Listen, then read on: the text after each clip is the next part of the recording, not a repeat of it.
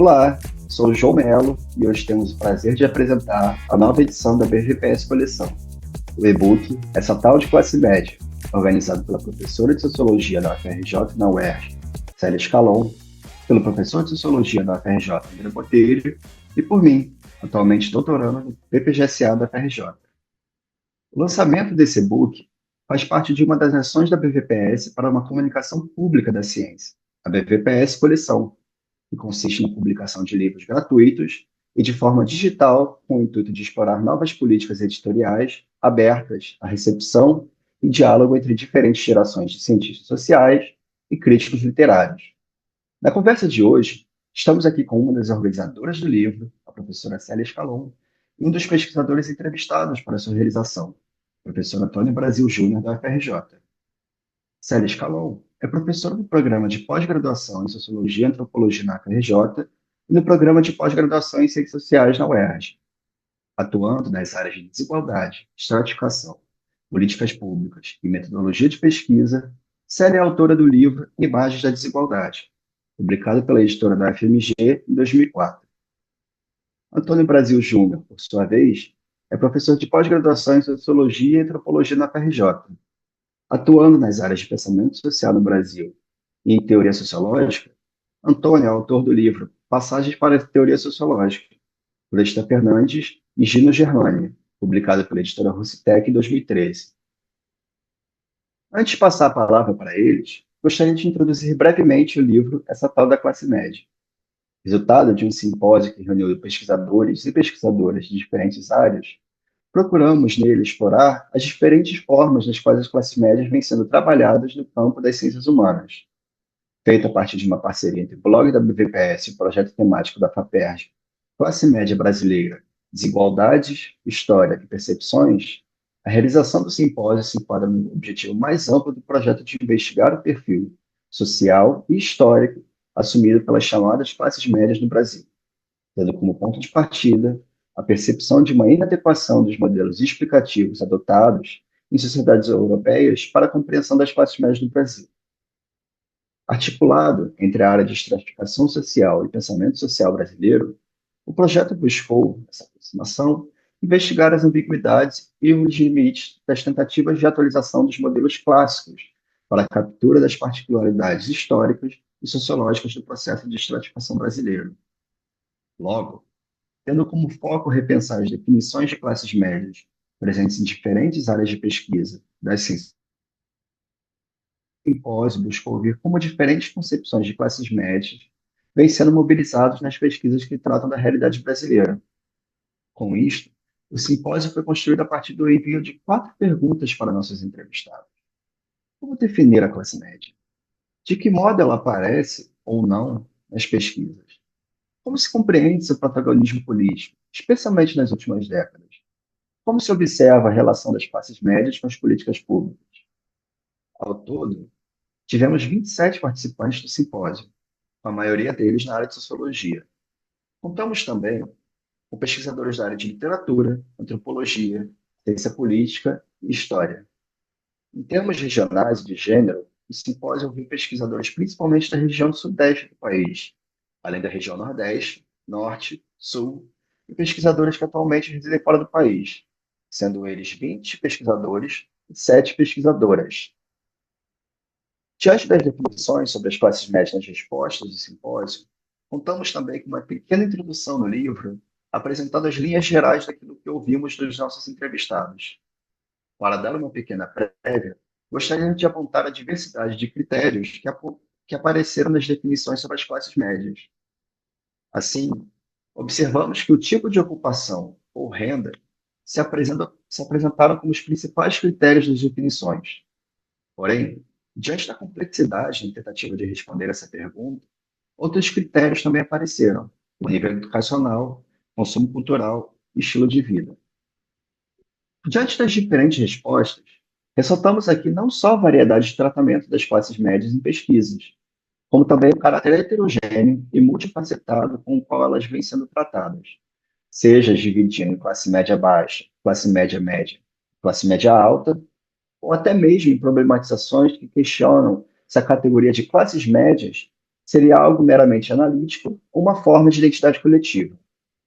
Enfim, essa é apenas uma palhinha daquilo que os leitores vão encontrar no e-book, essa tal de classes médias. Sem mais delongas, passar a palavra para a professora Célia e para o professor Antônio Brasil, não sem antes de agradecer o convite. Muito obrigado. Obrigada, João. Primeiro, eu quero agradecer ao André Botelho, a você, especialmente, que, né, organizou, ajudou muito na organização, se responsável pela organização desse livro, essa tal classe média, né, e toda a equipe da biblioteca, do BBPS, né, eu acho que isso aí o crédito é muito de vocês, esse grupo tão ativo, né, tão dinâmico e que compõe o BVPS. Então, o tema da classe média ele é um tema clássico, né, na estratificação, né, desde o pós-guerra, né, tem uma certa ideia. O sonho americano esteve muito conectado com a ideia dessas classes médias, que lá são, de fato, eram, né, camadas médias. Acho que a configuração dos Estados Unidos hoje de classe é muito diferente do que foi e do que a gente do que continua povoando o imaginário, né, da gente. Mas era isso, era uma pessoa que tinha um emprego de nível médio, né, de ensino médio até, em vendas, e que tinha, com isso, a possibilidade de ter um padrão de vida desejável. Uma casa, tem aquela brincadeira, uma casa, dois filhos, um cachorro, dois carros, era um pouco essa a ideia. E isso continua, né, continua valendo, né? Mas a realidade brasileira e dos países, né, não centrais, né, é muito diferente, né? Então, a camada de renda média, ela não, muitas vezes não se reconhece como classe média, né? Tem a tese do André Salata, que explora bastante isso, e muitos, gente, tem na área de associação muita produção já no Brasil mostrando que, né, essa categoria de renda média não, de fato, não reflete o que seria esse padrão de vida esperado da classe média. O projeto eu acho que o grande mérito do projeto Classe Média Brasileira da FAPERJ, que, né, deu origem à pesquisa, essa discussão e ao livro, foi ter reunido duas áreas que são clássicas na sociologia, né, bastante estruturadas na sociologia brasileira também, que tem uma ideia muito clara de qual é o arcabouço teórico, metodológico, né, delas, e por isso elas se consolidaram, mas que estavam dialogando muito pouco. Né? Então, que é a área de estratificação e a área de pensamento social. E eu acho que nesse projeto, este projeto da FAPERJ, né, Classe Média Brasileira, ele não só reuniu, ele colocou em diálogo essas duas áreas, e que funcionou muito bem. Funcionou tão bem que resultou num Instituto Nacional de Ciência e Tecnologia que acabou de ser aprovado, né, no último edital do CNPq, que congrega esses mesmos pesquisadores que já estavam envolvidos, ampliando bastante, lógico, né, porque a NCT tem outra configuração, né? Não é um projeto só, é um instituto, mas assim, inclui muito mais pesquisadores do Brasil e do mundo, mas o grupo, digamos assim, usando uma expressão em inglês, o hardcore, né? O grupo central é esse grupo do projeto Classe Média Brasileira. Tá? E eu acho que esse título, essa tal classe média, é muito apropriado, porque é isso mesmo, né? Quem é ele? Quem é essa tal de classe média? A gente pega a Santa Rita de São Paulo, é um pouco nessa linha que a gente pensa a classe média. É um conceito em disputa, não é disputa. Eu acho que até menos uma disputa acadêmica do que uma disputa política, né? Ele é uma disputa política, ele surge em 2008, toda a discussão sobre a nova classe média foi no bojo de uma discussão política, de um debate político, e ressurge agora. Muito recentemente foi publicado um artigo no Globo com dados, né? Cresceu a classe média, de novo aquela ideia de que o Brasil se tornou um país de classe média. Eu acho que você colocou muito bem, né? O que é, né, em termos conceituais, acadêmicos, ou mesmo a própria ideia de classe que a gente usa em estratificação. né? Classe média se configura assim, eu acho que talvez não, né? Eu acho que ela é muito mais uma ideia, né? Uma perspectiva, uma visão, né? Do que esse grupo.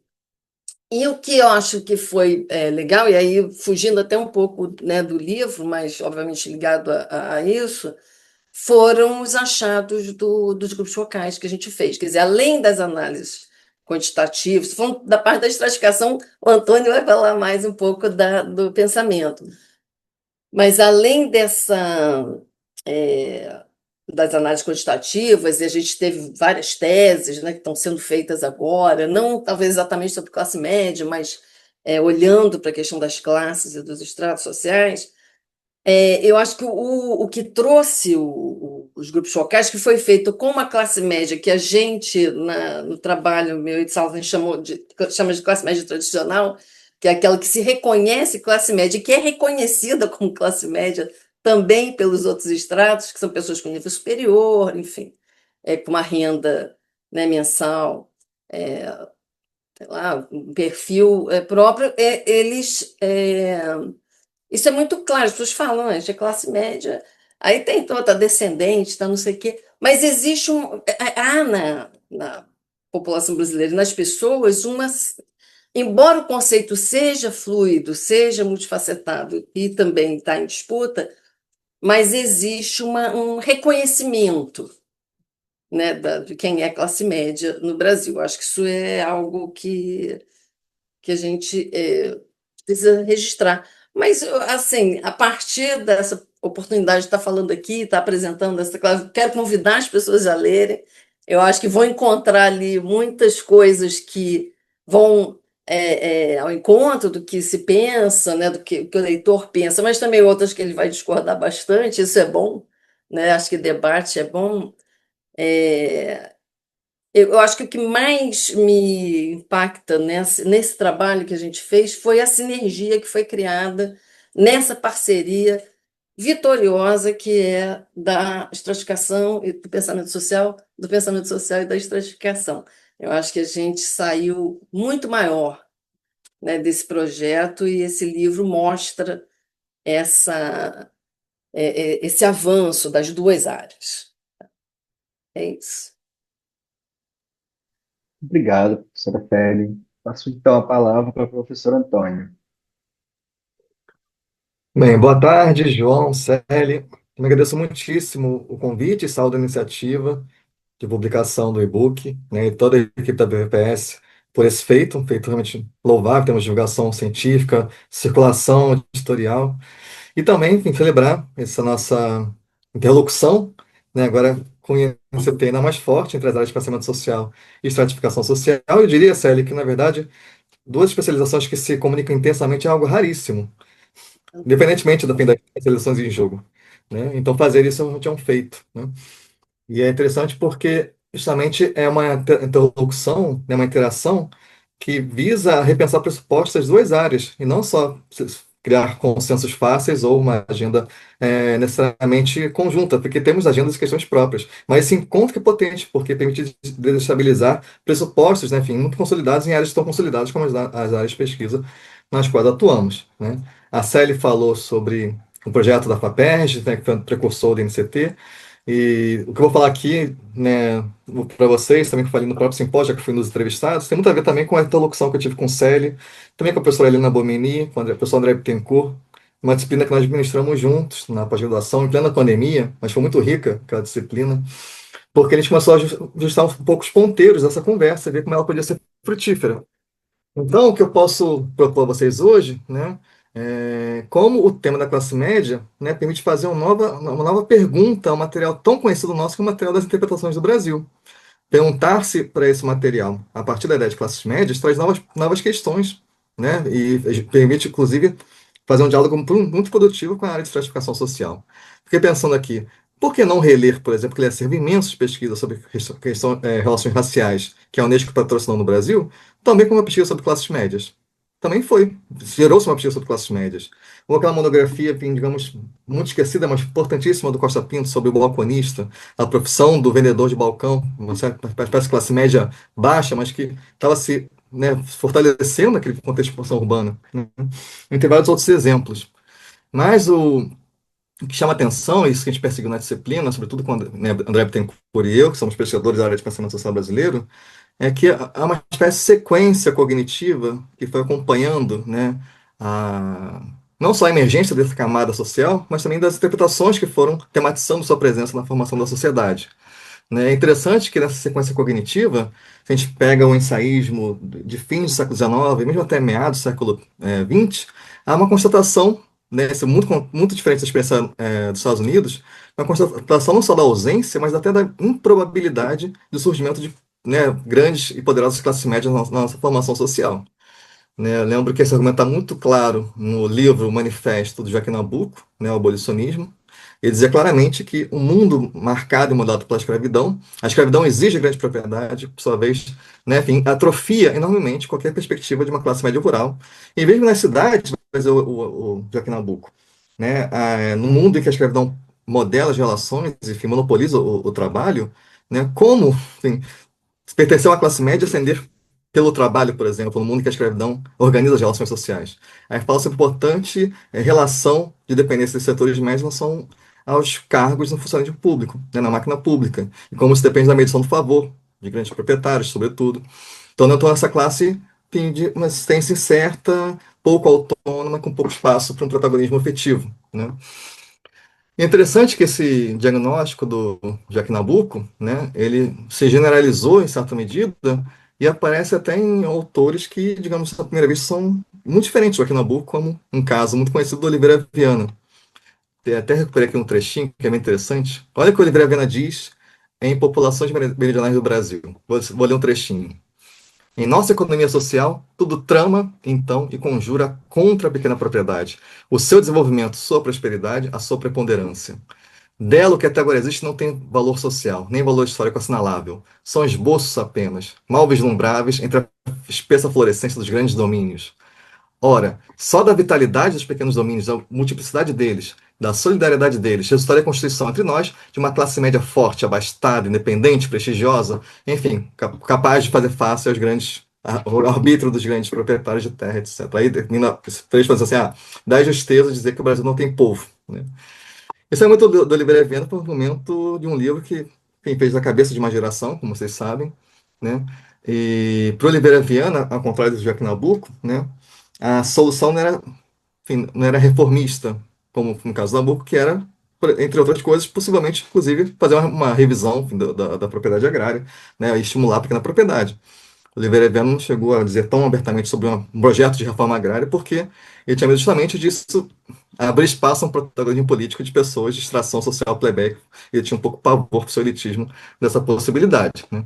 Enfim, mas apesar desse primeiro momento de um diagnóstico compartilhado por posições muito diferentes, de que havia quase uma improbabilidade da força da existência da autonomia de classes médias no Brasil, mas a verdade é que, enfim, a sociedade foi se formando, enfim, o processo de modernização foi redefinindo as relações sociais e que setores médios foram se expandindo, né? Apesar dessa constatação inicial, formamos uma classe média possível, realmente existente, né, nos quadros da formação do país. E aqui, para pensar esse momento, é muito crucial, enfim, né, isso ele falou e concorda com isso, revisitar esse acervo, né, de pesquisas pioneiras das ciências sociais no Brasil, feitas na universidade, que basicamente também trataram desse tema das classes médias, né, em suas várias dimensões, inclusive das classes médias negras, que é um assunto importante que apareceu em várias respostas do simpósio, né. E eu queria falar um pouco, né, já que nosso tempo aqui é curto, um pouco sobre o argumento de um autor que é central nesse debate, mas num livro que não é exatamente o livro mais óbvio para pensar o tema das classes médias, que é A Integração do Negro da Sociedade de Classes, de Florestan Fernandes, que é sua tese de cátedra, defendida em 64, publicada em livro no ano seguinte. E é um livro que enfim, apesar de ser um clássico, eu acho que ele é pouco lido, e em geral mal lido, e isso, sobretudo, se limitado ao primeiro volume. O segundo volume, acho que é quase um desconhecido para a grande maioria dos leitores das ciências sociais no Brasil. Mas no segundo volume do livro, isso é interessante, grande parte né, do volume é dedicado aos movimentos sociais e os movimentos sociais, na sua liderança, eram pessoas de classe média, obviamente, classe média negra, e também dos processos de ascensão, mobilidade social ascendente, formação de uma classe média negra, né, nos anos 40, 50, 60 de São Paulo. E é interessante porque, né, o Florestan vai assinalar de alguma maneira que, pela própria formação histórica, a classe média no Brasil, né, surgiu em São Paulo, sobretudo, com uma forte linha de demarcação racial. Não é à toa que vai dizer o Florestan Fernandes que a ascensão social da população negra em posição de classe média era uma espécie de infiltração no mundo dos brancos, né? E isso implicava, né, uma situação bastante difícil, porque essa população negra que ascendia socialmente, vai dizer o Florestan, lutava a duras penas para ter o seu mínimo reconhecimento social, seu status de classe média reconhecido como tal. Ou seja, a mobilidade social ascendente não é suficiente para a pessoa ter, digamos, as prerrogativas e direitos associados à sua posição social. Isso implicava uma saída, né, dizer que era muito difícil, mas que, por sua vez, acabava se engatando numa reprodução das desigualdades.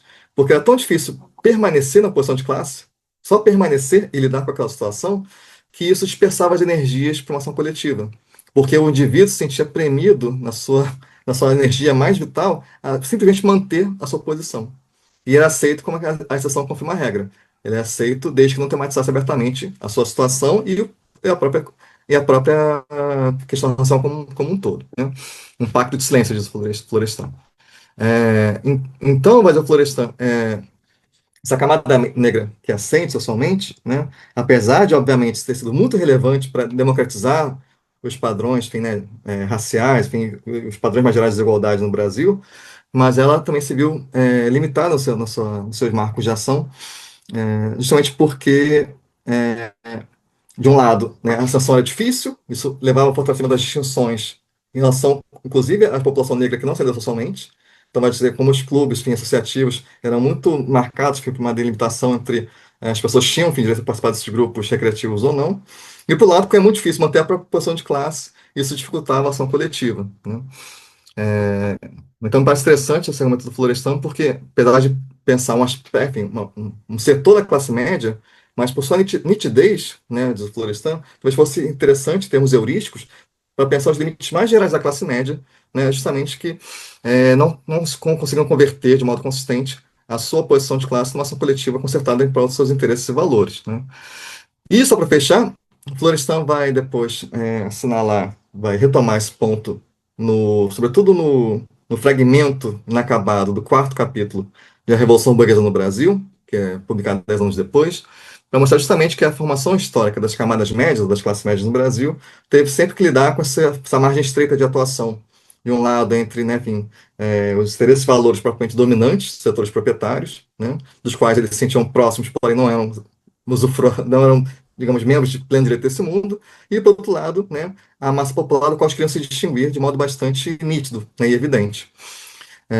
Enfim, André Botelho e eu, quando publicamos um texto sobre florescência em classes médias, a gente sugeriu justamente o seguinte, que o que teve de novo nos últimos anos foi talvez um certo abalo, ainda que frágil, da autoevidência dessa distinção entre a classe média e os setores propriamente subalternos. Esse leve abalo, né, na distinção, né, não houve uma reversão brutal, mas uma leve abalo na naturalização dessa distinção, pode ter propiciado, né, que setores mais vulneráveis da classe média tenham se engajado de corpo e alma no projeto radical de dessolidarização social, né, que acabou culminando, enfim, no apoio popular, né, desse tipo para um governo, né, reacionário, enfim, de extrema-direita. Então, para o pensamento social, que está interessado em ver como as ideias, enfim, como os atores, enfim, auto-observam sua própria sociedade, agem a partir dessas formas de auto-observação. Então, entender essa trajetória histórica de uma categoria no nosso melhor acervo do repertório ensaístico das ciências sociais pode ser útil, não é só para entender como um tema que persiste no tempo, mas também para entender que a gente não pode descartar esse repertório de questões para não, a cada geração, ter que reinventar a roda. Né? Claro, pensar que houve transformação, e transformações foram profundas, mas também muito que há de continuidade, né, histórica que também permeia a formação desses setores. Então, a combinação, enfim, desse projeto, desse livro, acho que é muito interessante porque a gente combina o que tem de melhor dos instrumentos empíricos, de mensuração, de reflexão sobre desigualdades, que a estratificação social nos traz, e, digamos, o acesso organizado a esse repertório textual e essa imaginação histórica que esse repertório textual nos dá para pensar em uma charge de longa duração a formação, o sentido e a atuação das classes médias no país. Então, saúdo muito a iniciativa e estou muito feliz para ser parte desse projeto. Muito obrigado, Antônio. Muito obrigado, Célio. Eu acho que o debate hoje mostra realmente a riqueza que foi não só o simpósio, como também o projeto como um todo, aproximando a área de estratificação social e pensamento para pensar as classes médias. E eu acho que essa aproximação de diferentes áreas para pensar esse problema realmente amplia muito mais o repertório de perguntas e de problemas que a gente tem diante das classes médias. Diante disso, eu queria fazer só uma pergunta final para concluir a nossa conversa. Vocês poderiam comentar um pouco a importância do livro para a pesquisa, para a área de pesquisa de vocês? Isso é, tanto na área de estratificação social, para a professora Célia, quanto na área de pensamento social, para o professor Antônio? Posso sim.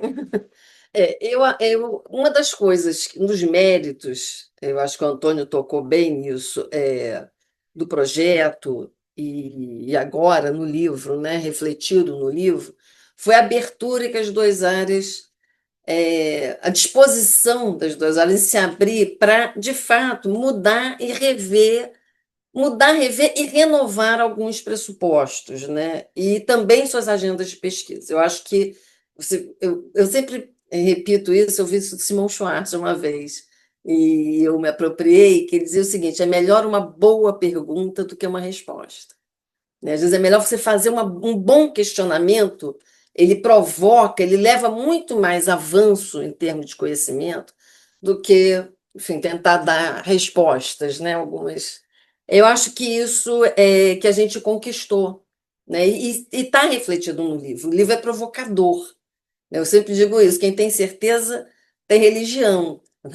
O que o pesquisador tem é dúvida, é isso que faz a gente se mover, né? Está sempre provocando novas formas de pensar sobre um tema, né? Então, por mais clássico que seja o tema, por mais longa que seja a sua vida, né? E é bom que sejam longas as vidas dos conceitos, e é isso é porque é assim que você faz ciência, né? Reinventando conceito, né? A cada 6 meses, você realmente sedimentando o conhecimento que se tem, ainda que renovando e revendo, isso é excelente. Então, eu acho que o livro ele tem esse valor, né, de trazer um debate que e tem, né, uma longa duração. Eu acho que uma das coisas que eu ouvi no Antônio, eu falei assim, eu acho que eu encontrei qual é a cola que junta as duas áreas, porque a área de estratificação, na área de estratificação, a gente pensa muito em estrutura, né?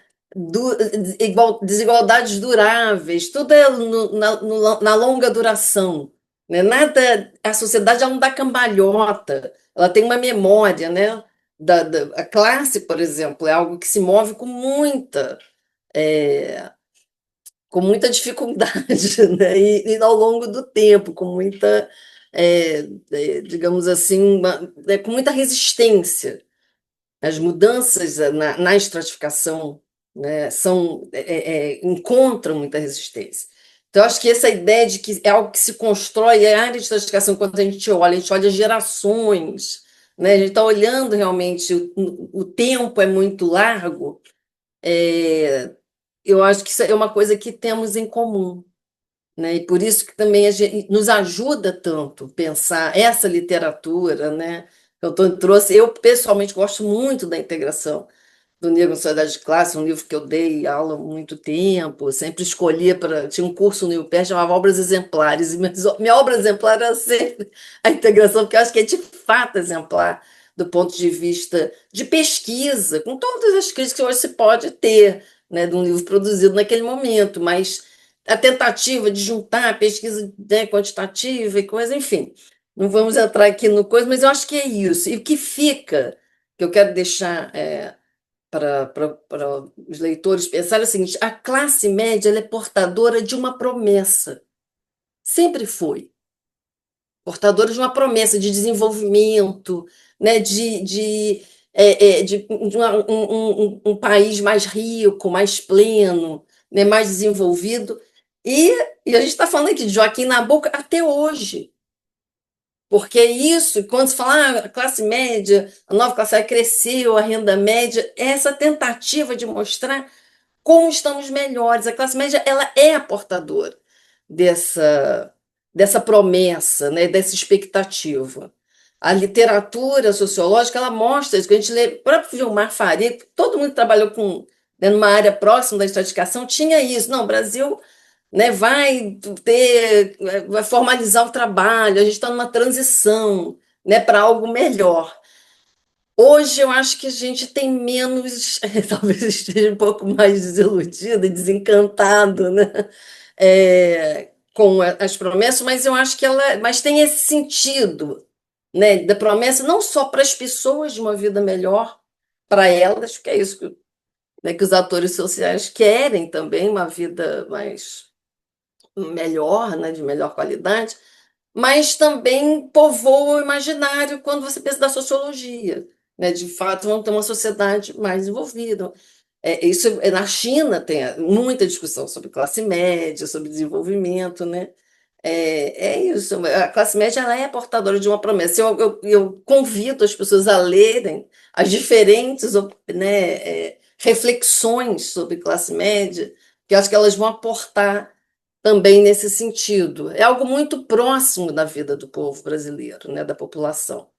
E o que é a sociologia se não estudo das populações, né? A gente estava estudando e está analisando, está refletindo sobre a população brasileira. Acho que é um tema que provoca, instiga, mas é também central para a gente pensar a sociedade brasileira.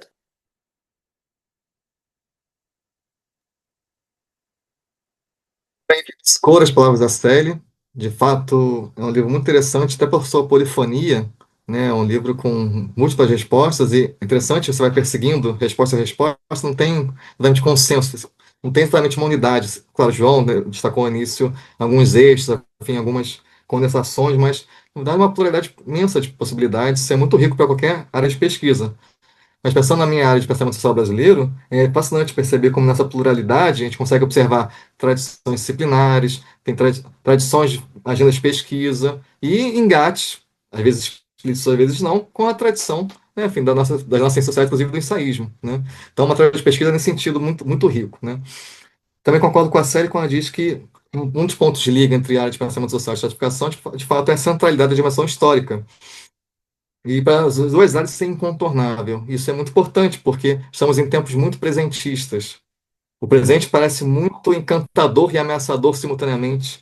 Então, isso, né, turva a nossa visão de que, na verdade, as inovações só se realizam, né, no contexto de relações sociais previamente dadas, enfim, né, que isso não surge do nada. E tanto a estratificação quanto o pensamento social fazem muita ênfase nessa dimensão, essa dimensão processual, né, da vida social. Obviamente, que, né, as respostas do simpósio também tratam disso, né, esse processo histórico de longa duração de formação de uma classe, esses efeitos. E também ao reunir pesquisadores da estratificação social e também pesquisadores ligados, direto ou indiretamente à área de pensamento social, é rico ver como a gente consegue capturar o mesmo processo em dimensões distintas, seja com exemplos no estilo de vida, padrões de consumo cultural, seja, de fato, em discussões mais, enfim, precisas e analíticas sobre como definir classe, enfim, o que é classe média, etc, etc. Então, acho que essa riqueza, né, da pluralidade é muito saudável no livro e a forma simpósio permite realizar isso de um modo muito interessante, né, porque justamente temos que valorizar formas de comunicação que nos conectem, mas que não pressupõem consenso, porque do consenso, né, não se faz nada depois que ele chega, é um momento. O que fazer depois do consenso, né? A gente não sabe. Por isso que a forma simpósio é muito fascinante por isso. A comunicação segue vigente depois, né? Porque não há consenso para isso. Bom, Celi e Antônio, eu agradeço pela presença e pela conversa de hoje, muito proveitosa. A gente lembra, então, aos nossos ouvintes que o livro Essa Tal de Classe Média se encontra disponível de forma gratuita em blogvps.com. Muito obrigado a todos e até a próxima.